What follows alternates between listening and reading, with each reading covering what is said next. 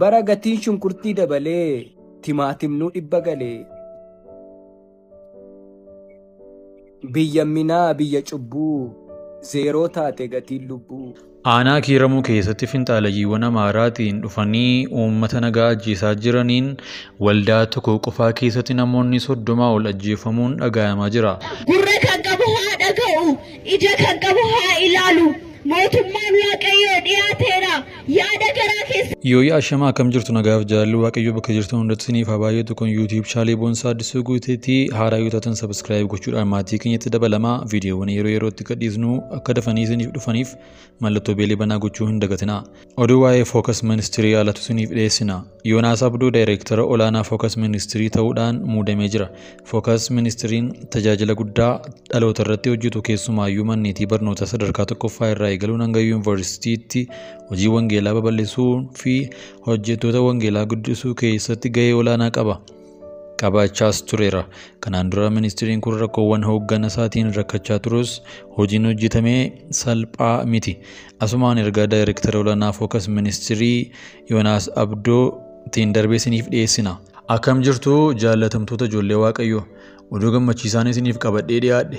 Sagantaa keessatti Waaqayyo yaada garaa isaa nutti dubbatu, sagantaa keessatti muuxannoo fi waan barootaaf kuufanne waliif qoonnu, sagantaa keessatti egeree waldaa kiristaanaaf biyya kanaa irratti haasofnuu fi hojjennu kana irraa hin hafamu.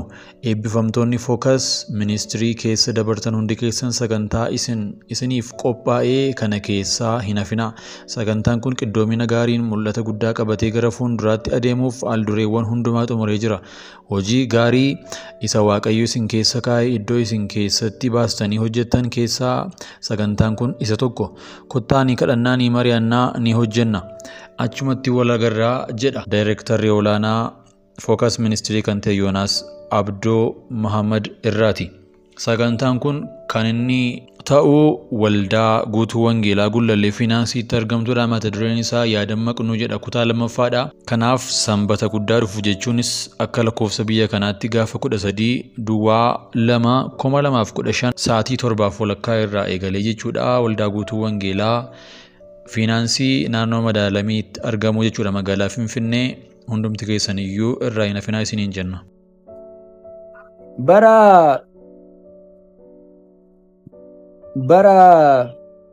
bara gatiin shunkurtii dabalee timaatimnuu dhibba galee biyya minaa biyya cubbuu zeeroo taate gatiin lubbuu. Waan arginu hunduu faallaa ni ajjeesu ni awwaalla. Isa dhiyoo kan nu biraa du'a lammii du'a firaa hooma waa gochuu hin dandeenye riib jenna mana teenye. Oduu gaddaa Paaster Geetaachoo Baqqalee jedhamu bara baay'eef godina Horroo Guduruu Wallaggaa Jaartee Jaardagaa keessa tajaajilaa turanii, haa ta'u malee waraana warra kaabaa qe'ee isaanii dhufaniin ajjeefamanii Waaqayyo inni tajaajilaa turtan mirga isin haa keewwatu jecha maatii fi jaallatamtoonni isaanii hunduu Waaqayyo isin haa jabeessu jenna. Namni qajeelaan hin du'aa, namni Waaqayyoof of kennu wanti hamaan akka isa irra hin geenyeef hin fudhatama. Namni kana yaadaan qabu immoo hin jiru jedha Isaayyaas 57:1. Aanaa kiiramuu keessatti finxaalayiiwwan Amaaraatiin dhufanii uummata nagaa ajjeesaa jiraniin waldaa tokko qofaa keessatti namoonni 30 ol ajjeefamuun dhagahamaa jira. Kunis kan ta'e aanaa Amuruu keessattidha. Finxaalayiiwwan naannoo Amaaraa irraa dhufanii uummata nagaa naannoo kana jiru yeroo irra deddeebii ta'etti ajjeesaa fi buqqaasaa jiru.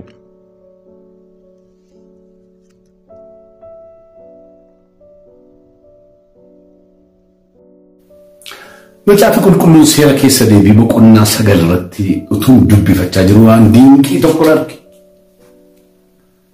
Dhaga'i yaa Israa'el, ati har'a mandaraa gurguddaa dheeraa dallaan isaanii Waaqa keessa ga'u warra kaan warra gurguddaaf warra humna si caalan irraa fudhachuudhaaf Yordaanosiin in ceeta. Jarri suni sanyiin waaqotaa isaan jajjaboo dhedheeroo ati iyyuu isaaniin beekta. Eenyutu enaaq dura dhaabbachuu danda'a jedhamee akka dubbatamu dhageesseetta. Egaa har'aa ani akka ibidda godhuutan si dura deema. Diinota keessa duraas nan balleessa. Harka kee jallas isaaniin hin galfatta. Yommus akkuma Waaqayyo si abdachiisee biyya keessa isaaniin ariitee hin baasta. Yommuu Waaqayyo gooftaan kee isaan si duraa ari'ee baasu immoo Waaqayyo qajeelina kootiif jedhee biyya kana akkan qabadhu godhe. Kanaaf asitti nagalchee jettee garaa keetti hin yaadin. Waaqayyo gooftaan kee garuu sabni kun jallaa waan ta'eef si duraa oofee isaan balleessa. Waaqayyo gooftaan kee jal'inaaf jedhee si duraa isaanii waan biyya keessaa baasuuf biyyicha qabachaa jirta malee qajeelina yookiis gara tolina keetiif miti. Waaqayyo isa abboota kee Abrahaamii fi Yisihaaqii fi Yaaqoobii fi kakate sana fiixaan baasuudhaaf jedhee kana godha. Waaqayyo gooftaan kee sababii qajeelina kee biyya gaarii kana akkati qabattu siif hin kennine.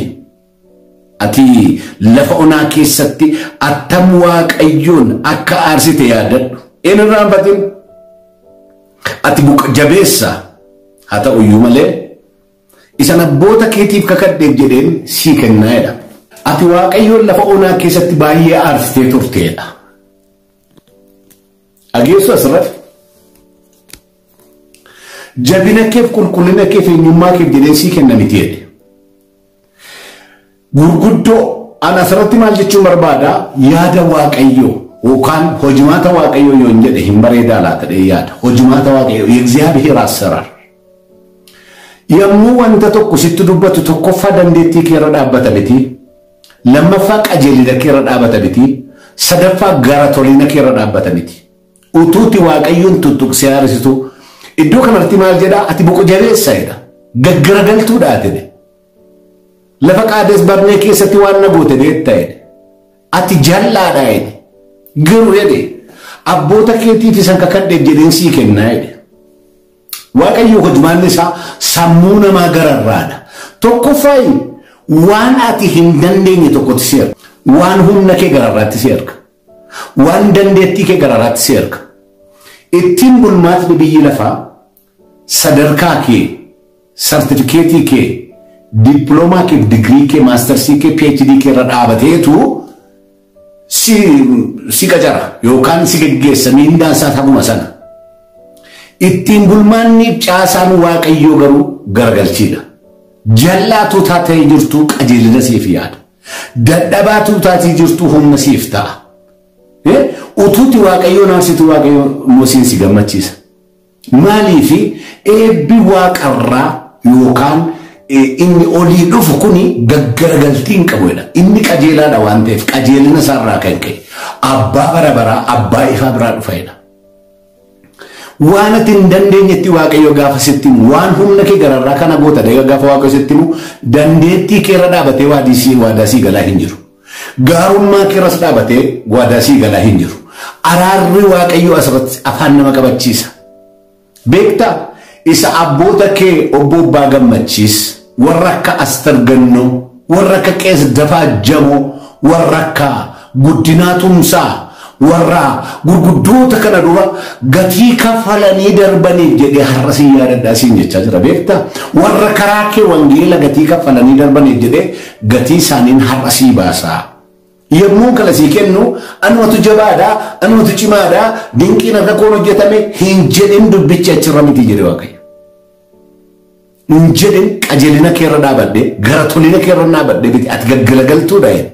Ati mata jabeessadha ati boqu jabeessa jedhe. Hamma Museetitu dubbachaa jira. Hamma lol ba'ee siif kadhadhee kakuu bidiruu fuudhee gadi bootti jabbii hojjettee na yeddee si beekaa saba nana Waaqayyoo. Sababa keef nattaaree na balleessuu fedhee. Saba kana macaqgodhee lafarraa balleessee dachaa saba kanaan siilaadha gaafa naan jedhe hin nageenye Museen jalqaba naan na balleessee.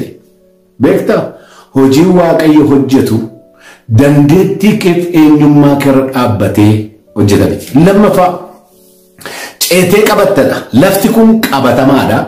Enaaqotaan qabatamaadha. Neefleemota warra hojjaa dhedheeroo lafeen isaanii cimaa. gurguddaa warri Israa'el seera ba'uu seera lakkoofsa boqonnaa 13 dhaqanii gaafa laalan bukkeetti qorophisa ta'anii argaman. Cimaadha, humnaan cimaa, dandeettiin cimaa, lolaan cimaa. Waa'ee isaanii dhageessee ta'atuu beektaa jedhe. Isaanuma sanan fuudhee harka kee keessatti kenne.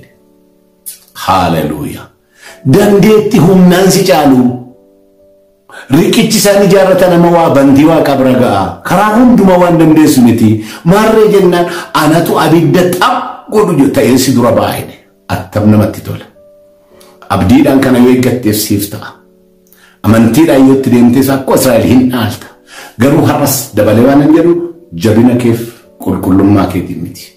Dandeettii Waaqayyoodhaan malee.